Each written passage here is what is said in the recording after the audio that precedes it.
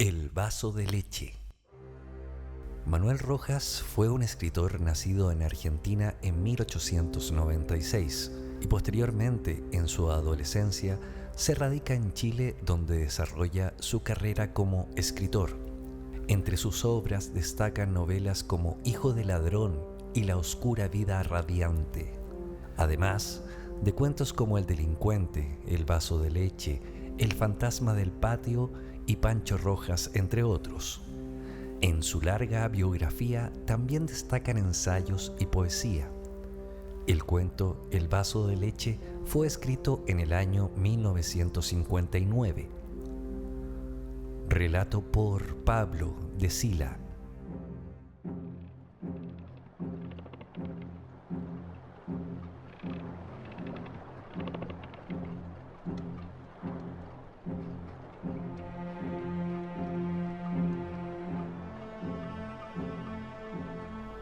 Afirmado en la barandilla de estribor, el marinero parecía esperar a alguien.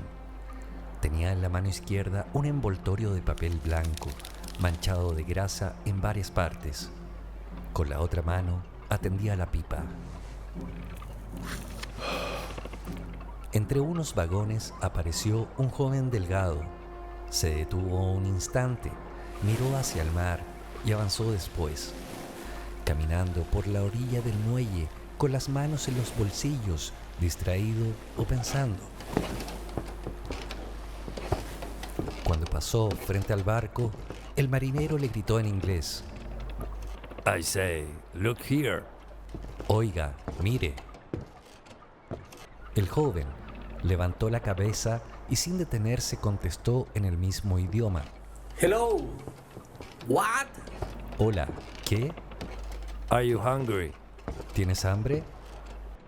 Hubo un breve silencio, durante el cual el joven pareció reflexionar y hasta dio un paso más corto que los demás, como para detenerse, pero al fin dijo, mientras dirigía al marinero una sonrisa triste: No, I am not hungry. Thank you, sailor. No, no tengo hambre. Muchas gracias, marinero. Very well. Muy bien. Sacóse la pipa de la boca del marinero, escupió y colocándosela de nuevo entre los labios, miró hacia otro lado.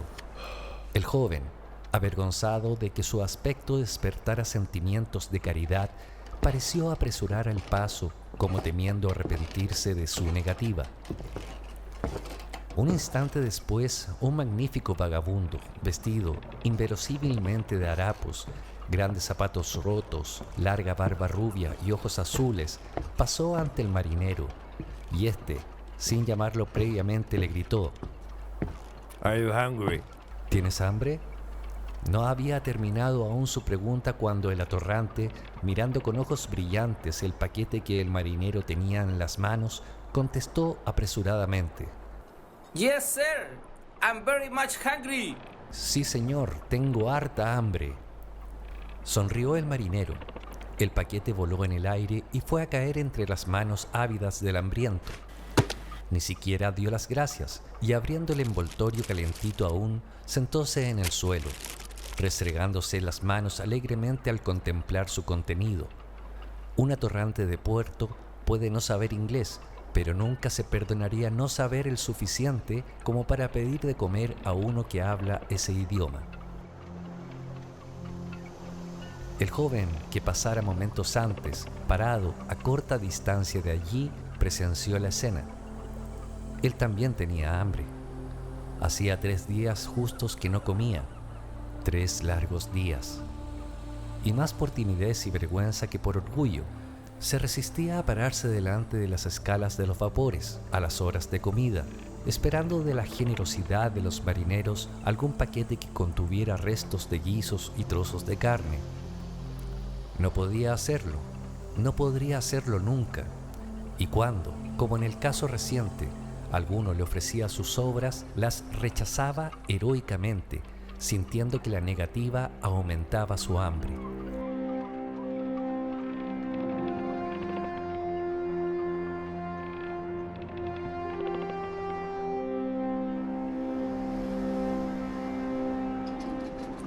Hace 6 días vagaba por las callejuelas y muelles de aquel puerto. Lo había dejado allí un vapor inglés procedente de Punta Arenas, puerto en donde había desertado de un vapor en que servía como muchacho del capitán. Estuvo un mes allí ayudando en sus ocupaciones a un austríaco pescador de centollas, y en el primer barco que pasó hacia el norte embarcóse ocultamente. Lo descubrieron al día siguiente de zarpar y lo enviaron a trabajar en las calderas.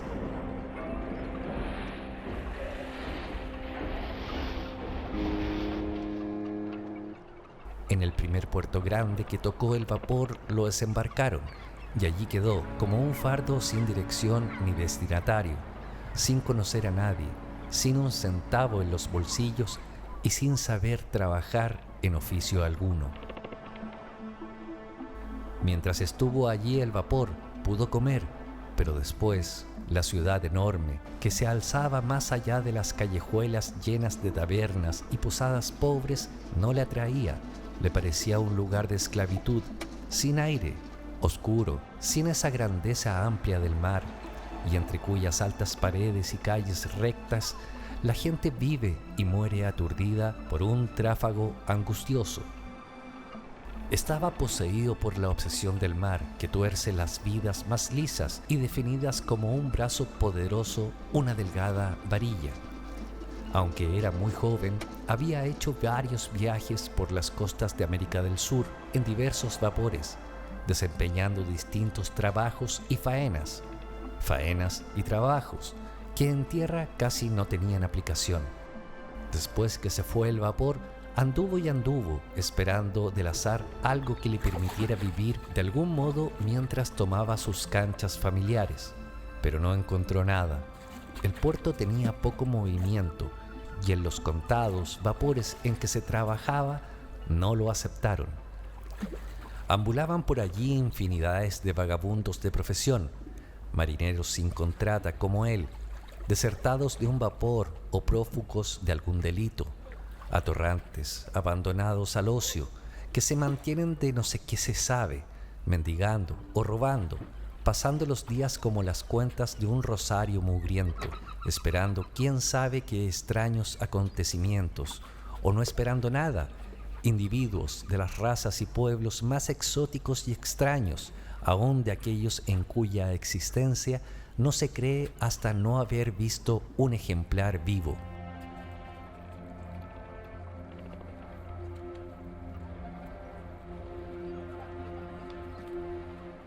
Al día siguiente, convencido de que no podría resistir mucho más, decidió recurrir a cualquier medio para procurarse alimentos. Caminando, fue a dar delante de un vapor que había llegado la noche anterior y que cargaba trigo. Una hilera de hombres marchaba, dando la vuelta al hombro de los pesados sacos, desde los vagones, atravesando una planchada hasta la escotilla de la bodega, donde los estibadores recibían la carga. Estuvo un rato mirando hasta que se atrevió a hablar con el capataz, ofreciéndose. Fue aceptado y animosamente formó parte de la larga fila de cargadores.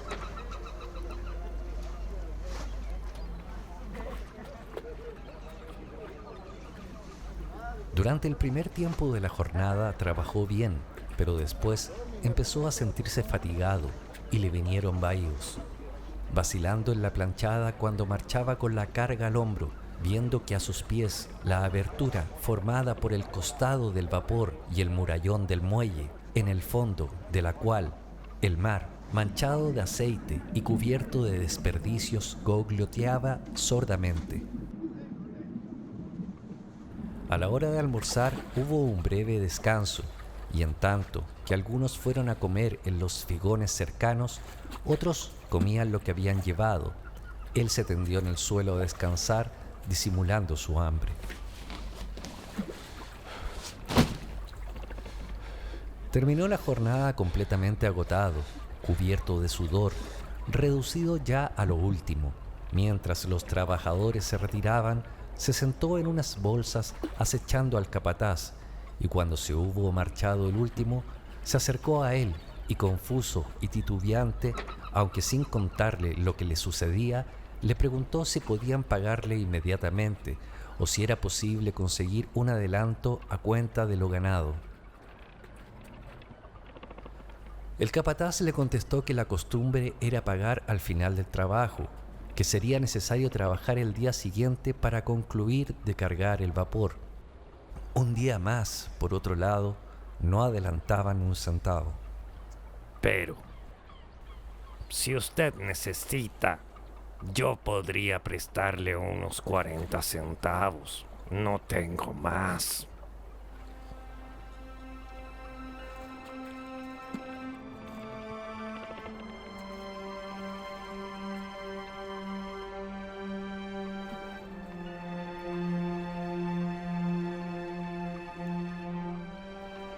Le agradeció el ofrecimiento con una sonrisa angustiosa y se fue.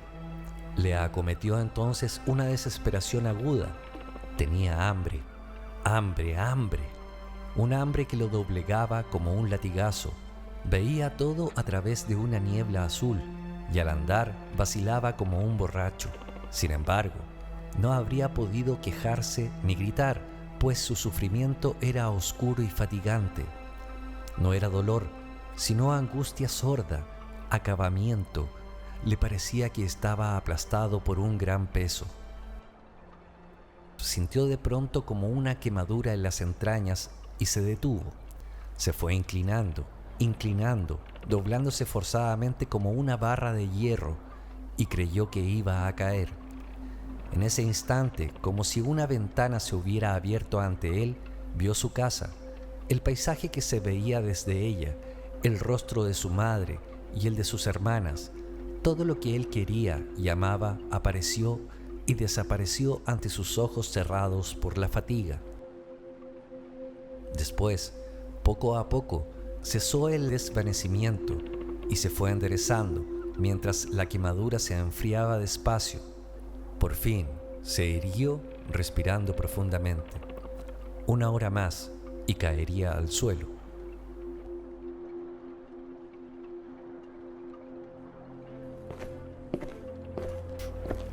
Apuró el paso, como huyendo de un nuevo mareo, y mientras marchaba, resolvió ir a comer a cualquier parte, sin pagar, dispuesto a que lo avergonzaran, a que le pegaran, a que lo mandaran preso, a todo. Lo importante era comer, comer, comer. 100 veces repitió mentalmente esa palabra, comer, comer, comer, hasta que el vocablo perdió su sentido, dejándole una impresión de vacío caliente en la cabeza. No pensaba huir, le diría al dueño. Señor, tenía hambre, hambre, hambre, y no tengo con qué pagar.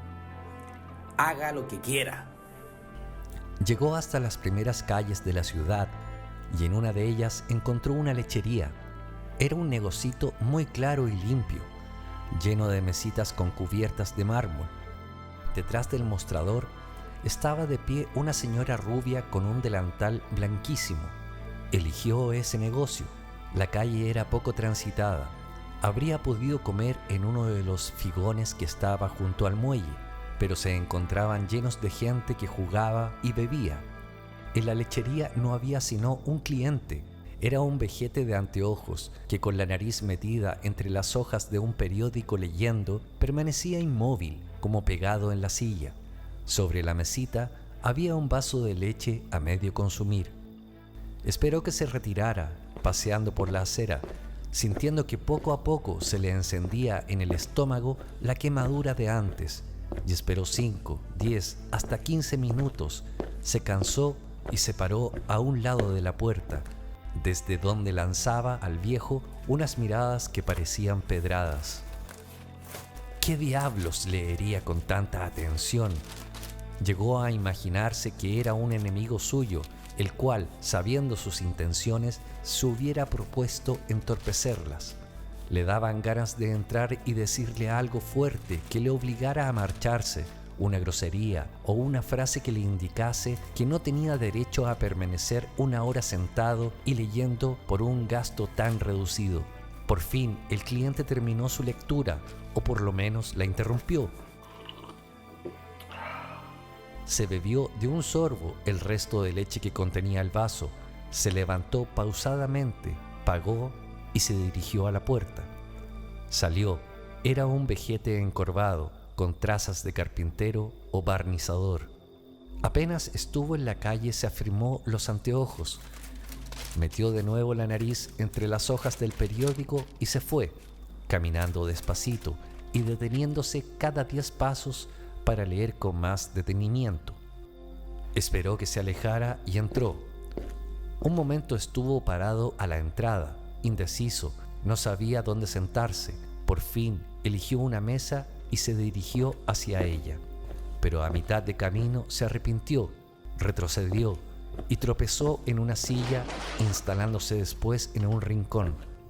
Acudió la señora, pasó un trapo por la cubierta de la mesa y con voz suave, en la que se notaba un dejo de acento español, le preguntó: ¿Qué se va usted a servir? Sin mirarla, le contestó: Un vaso de leche. ¿Grande? Sí, grande. ¿Solo? ¿Hay bizcochos? No, vainillas. Bueno, vainillas. Cuando la señora se dio vuelta, él se restregó las manos sobre las rodillas, regocijado, como quien tiene frío y va a beber algo caliente. Volvió la señora y colocó ante él un gran vaso de leche y un platillo lleno de vainillas, dirigiéndose después a su puesto detrás del mostrador.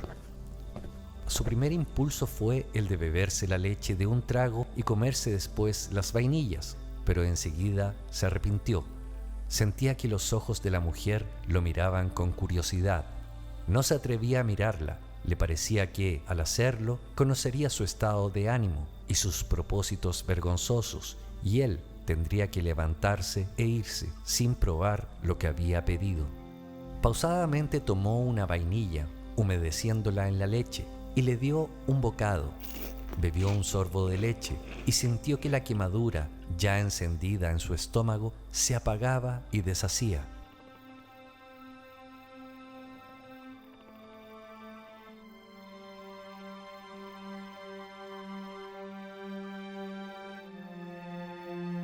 Pero, enseguida, la realidad de su situación desesperada surgió ante él y algo apretado y caliente subió desde su corazón hasta la garganta.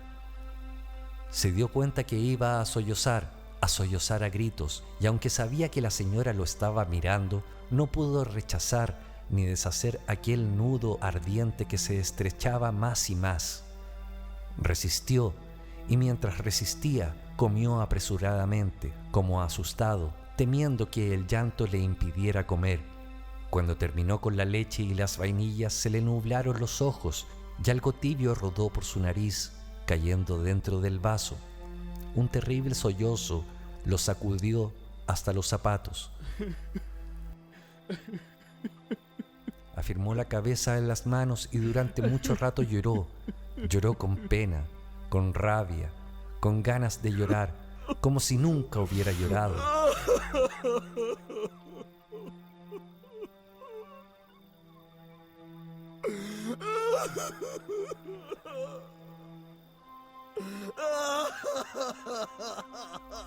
Inclinado estaba y llorando, cuando sintió que una mano le acariciaba la cansada cabeza y una voz de mujer con un dulce acento español le decía: Llore, hijo, llore. Una nueva ola de llanto le arrasó los ojos y lloró con tanta fuerza como la primera vez, pero ahora no angustiosamente, sino con alegría, sintiendo que una gran frescura lo penetraba, apagando eso caliente que le había estrangulado la garganta. Mientras lloraba, le pareció que su vida y sus sentimientos se limpiaban, como un vaso bajo un chorro de agua, recobrando la claridad y firmeza de otros días. Cuando pasó el acceso de llanto, se limpió con un pañuelo los ojos y la cara. Ya tranquilo, levantó la cabeza y miró a la señora, pero ésta no le miraba ya. Miraba hacia la calle, a un punto lejano, y su rostro estaba triste. En la mesita, ante él, había un nuevo vaso lleno de leche y otro platillo colmado de vainillas. Comió lentamente, sin pensar en nada, como si nada le hubiera pasado, como si estuviera en su casa y su madre fuera esa mujer que estaba detrás del mostrador. Cuando terminó, ya había oscurecido y el negocio se iluminaba con la bombilla eléctrica. Estuvo un rato sentado, pensando en lo que le diría a la señora al despedirse, sin ocurrírsele nada oportuno. Al fin se levantó y dijo simplemente: Muchas gracias, señora. Adiós. Adiós, hijo. Le contestó ella. Salió. El viento que venía del mar refrescó su cara, caliente aún por el llanto. Caminó un rato sin dirección, tomando después por una calle que bajaba hacia los muelles.